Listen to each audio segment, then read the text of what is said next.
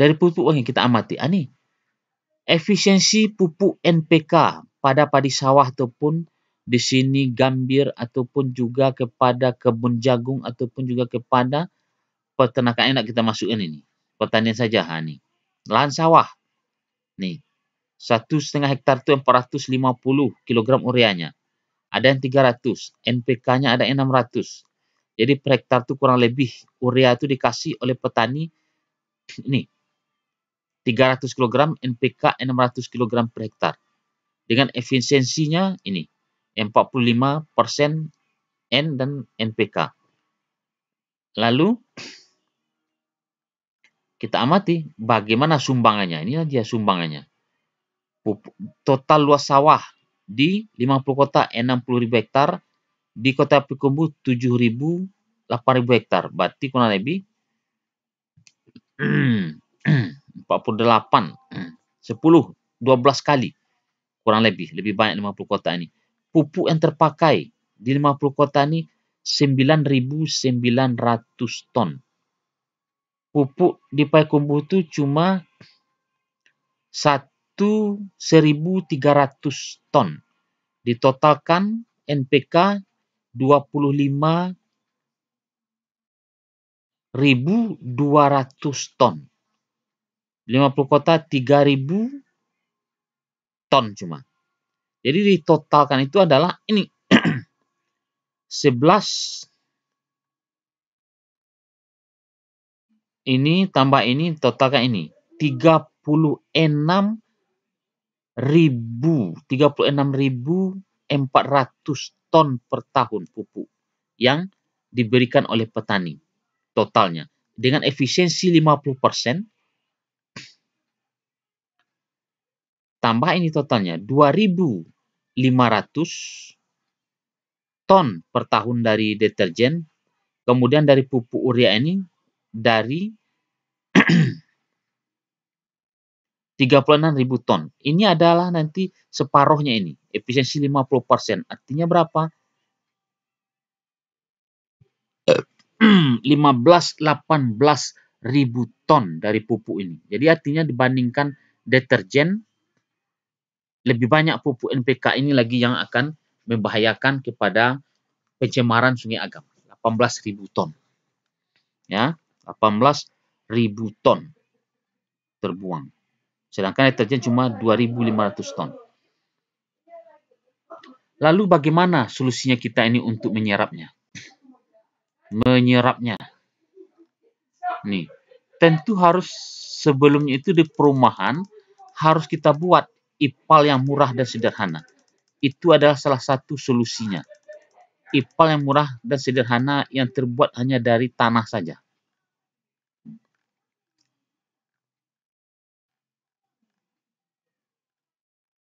Dari tanah. Inilah IPAL-nya itu kita buat. Ini contohnya. STBM kita kenalkan. IPAL STBM. Ini dia. Di mana dari perumahan yang ada kita kenalkan bahan bakunya itu adalah pertama tanah vulkanik dari Gunung Sago, kemudian ini adalah serbuk gergaji, kemudian ini adalah sisa-sisa dari mesin bubut. Ini kita gabung menjadi tanah campurannya. Kemudian lapisan permeabelnya agar alat itu tidak tersumbat, itu kita gunakan adalah batu split dicampur zeolit tiruan hijau. Itu kita susunlah dia dengan susunan berbentuk zigzag. Boleh, susunan batu bata boleh.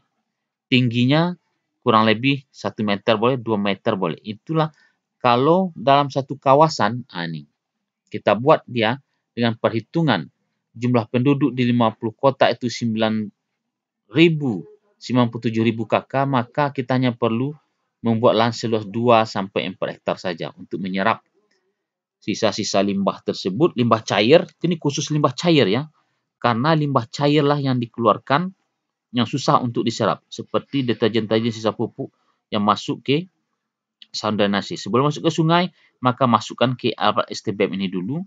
Setelah masuk ke STBM, maka akan diseraplah limbah polutan-polutan yang ada dalam limbah cair sisa pupuk dari pertanian dan juga dari rumah domestik rumah tangga tersebut. Ini adalah bentuk hasil akhirnya yang berbau busuk, kemudian menjernih dan tidak berbusuk sesuai standar dengan baku mutu. Inilah yang kita lakukan untuk alat ini lebih murah harganya dibandingkan dengan alat yang ada sekarang.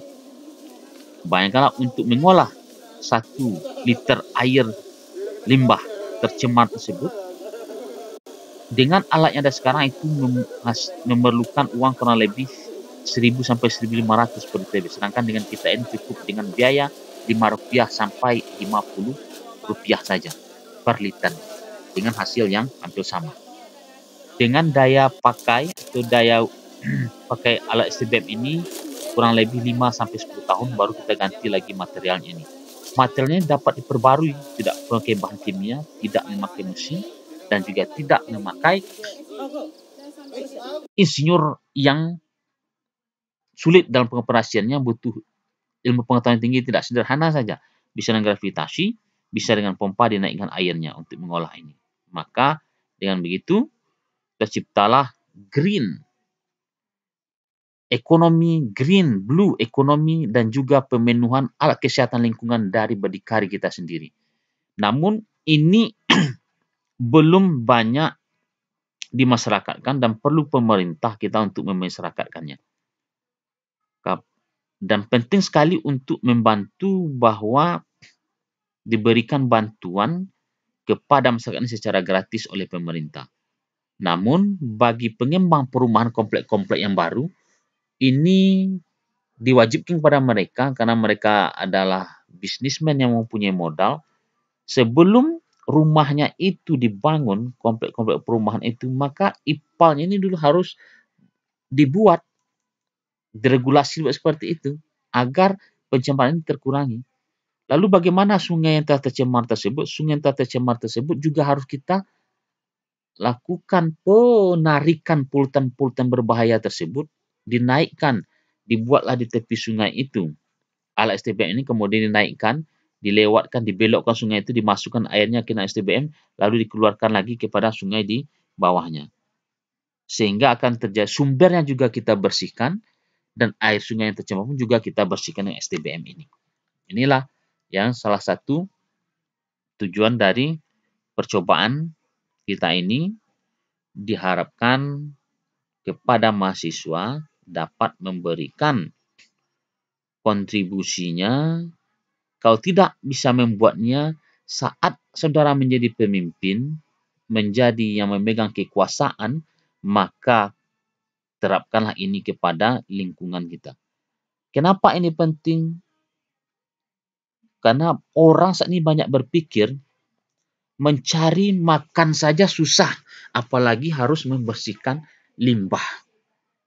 Pekerjaan sia-sia itu. Memang seolah-olah seperti itu, tapi ingat, kita melakukan ini untuk anak cucu kita di masa depan.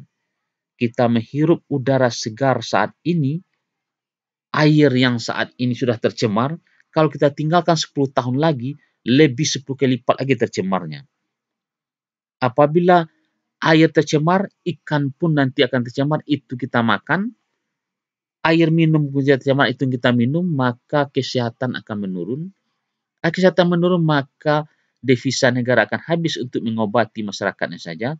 Lalu masyarakatnya juga lemah, tidak sehat jasmani, tidak sehat rohani. Tidak perlu suatu saat nanti apabila terjadi invasi dari negara luar seperti Rusia dan Ukraina sekarang, maka akan mudah saja bagi musuh itu untuk menjatuhkan, menghancurkan republik yang kita cintai ini. Karena dari itu, disinilah pentingnya pembangunan. Indonesia Emas 2045 itu hanya akan tercipta apabila lingkungan pun sehat. Karena kita ini merupakan sebuah siklus ekologi.